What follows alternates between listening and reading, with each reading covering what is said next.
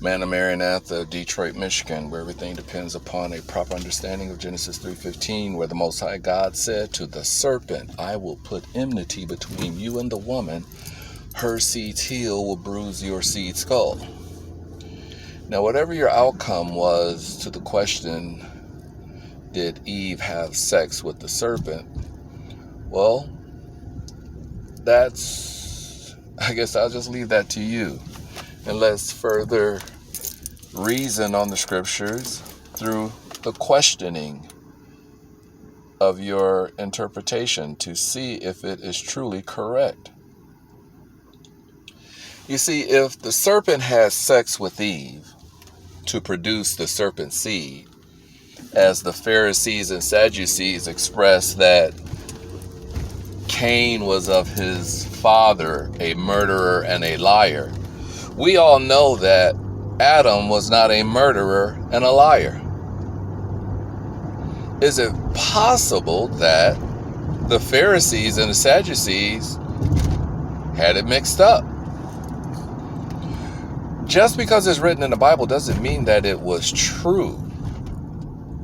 I mean, it was true to the extent that that is how the Pharisees and Sadducees interpret the text, but does it mean it's true? Was that their interpretation? Should you trust the Sadducees and Pharisees' teachings?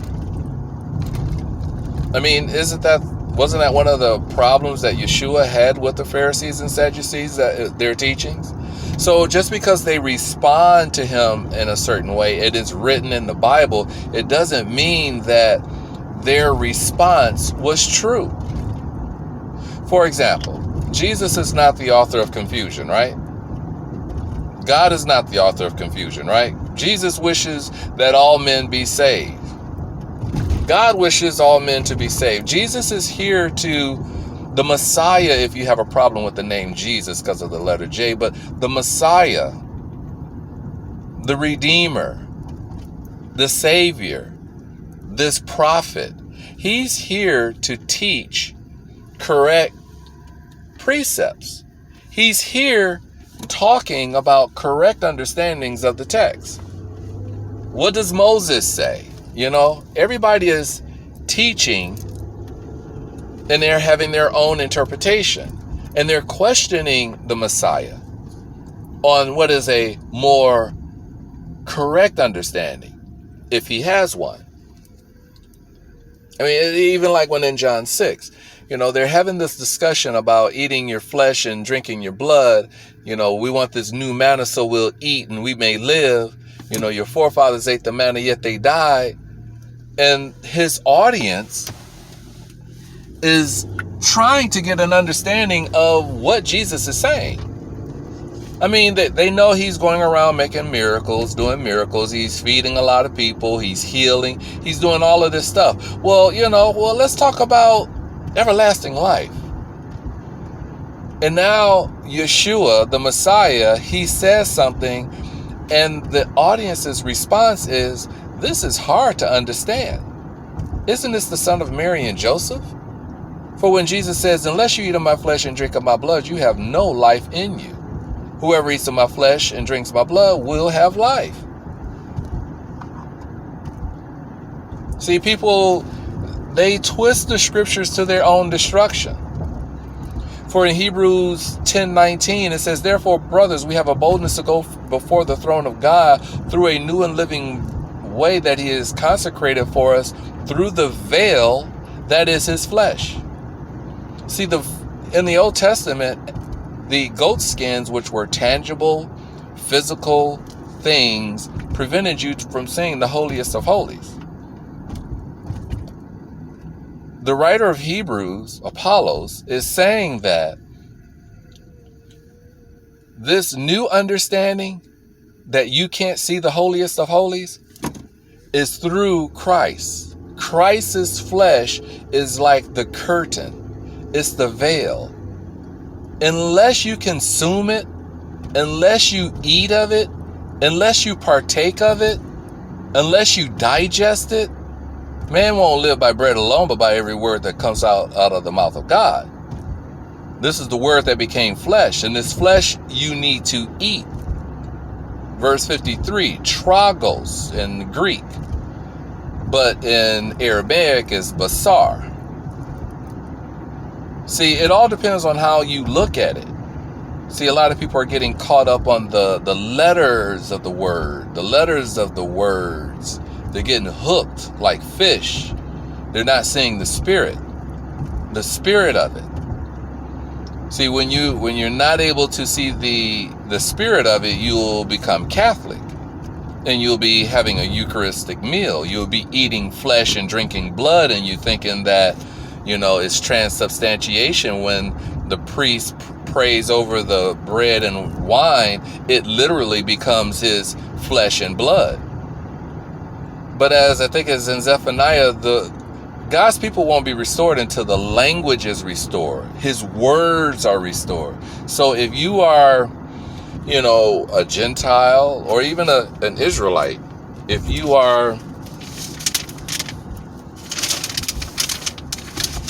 you're misunderstanding these words, you're not understanding the words that are coming out of his mouth, you will be deceived.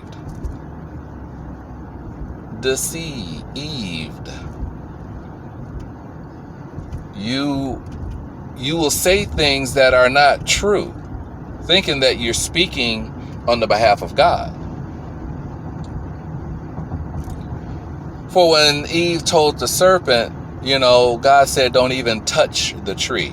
Show me where it says that in the Bible. God didn't say anything about touching the tree. Eve said that. And more importantly, Eve said God said it. So who's really adding and subtracting to the word of God here? Are you? Am I? What is the truth of the matter?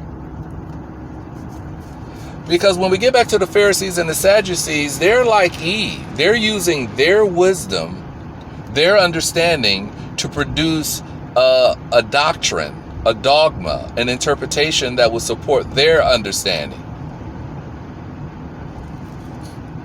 So what's the truth of the matter? It's not what goes into a man's mouth, but what comes out. Eve might have digested of this fruit, but what comes out is what's really more important. Are you speaking truth?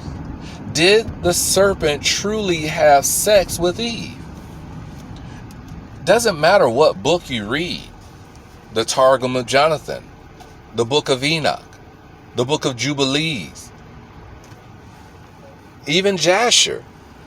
Some writers bring out an interpretation, or they use I can't think of the word. They're using a precept to hopefully show you that if you do think that the serpent was an alien, that the serpent was a snake.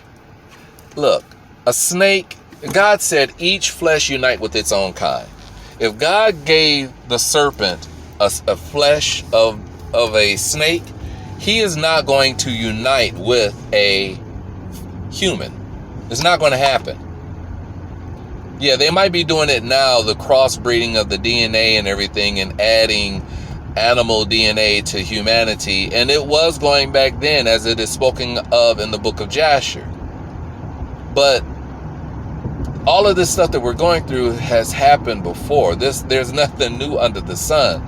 To get to the point is that Paul says, brothers, understand, God has created all types of flesh, a flesh of birds, a flesh of fish, a flesh of terrestrial, and a flesh of celestial. To each flesh he has given its own seed, its own sperm, its own reproductive characteristic. A snake is not going to reproduce with a human. It's not going to happen. But if you think it had happened, then guess what? You have that reptilian DNA in you. Because if you think that the serpent had sex with Eve, and Eve was the first woman, and all humanity comes through Adam and Eve, then you got the reptilian DNA in you. If a man and a woman get together, they become one. If Eve had sex with the serpent, she now has the DNA of the serpent. When a man and a woman get together, they become one in the eyes of God. That's a sexual union. They're now one flesh. If the serpent impregnated Eve, not only did he impregnate Eve, they too now become one flesh. Yeah, Adam went back up into Eve after her having sex with the serpent, as some people think, not I. And if that's the case, she's in a state of sin. And that sin, it's carried through the bloodline, through the DNA. It's going to continue all the way until the end. See, that's why Yeshua has to give us new flesh and new blood. Because as some people think, it's really, you are what you eat. See, if Eve had sex with the serpent, the bloodline is contaminated. Eve caught a STD, death. Eve now caught an STD, death, and she has passed on this STD to all of her children. Everybody has sin. Everybody has the STD of the serpent, if that's what you want to think. But see, this reasoning, this logic, people don't want to deal with it because it really perfectly makes sense. I mean, fine. You say that an alien had sex with Eve. Great. But if an alien has sex with Eve, then your bloodline is contaminated. And now you have to revisit John 6 to see what's really going on. Because if the serpent has sex with Eve and contaminated the bloodline, that blood is in you. So in order to get this medicine, you gotta understand John 6. Because Jesus is restoring you, giving you new flesh and new blood. That's what it's all about. What has been compromised is the body. See, when we get to so-called heaven, after we die, we put our body into the ground as a seed. All of our works, we're going to sprout up a fruit, a tree. See, we're going to get a new body. We're going to get a resurrected body. It's all about the body. What has happened, is that the body has been compromised. So if the body has been compromised, how was it compromised? Was it through the serpent and Eve? I mean, this is what people think. But when you don't understand Genesis 3:15, this is how these fanciful genealogies continue to produce confusion. Now, if you're not already confused enough and haven't been able to follow my train of thought here, what I am implying or what I am saying is that, look, there are people out here in the world that think that the serpent has sex with Eve. And I say, fine, let's have a discussion on this. Because if the serpent has sex with Eve, are you saying that this is how sin came into the world? Because we all are born in a state of sin. A state of sin. So what is this state of sin? Is sin the contamination of the DNA of the blood?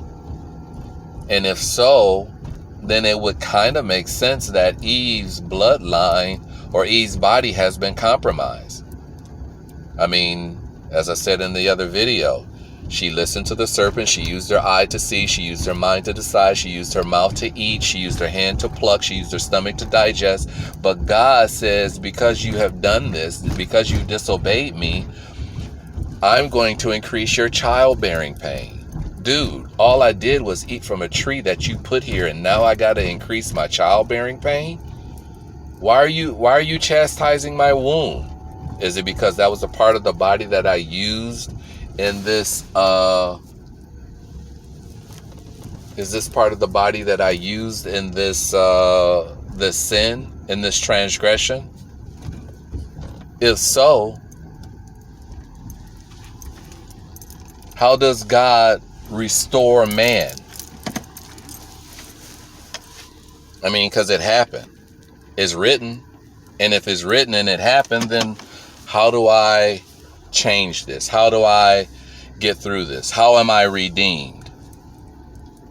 Am I redeemed through the blood of Christ? Looks like if I'm redeemed through the blood of Christ, then I really have to go back and look at John 6. But again, this is not it. There's something more to it. We got to really talk this all out.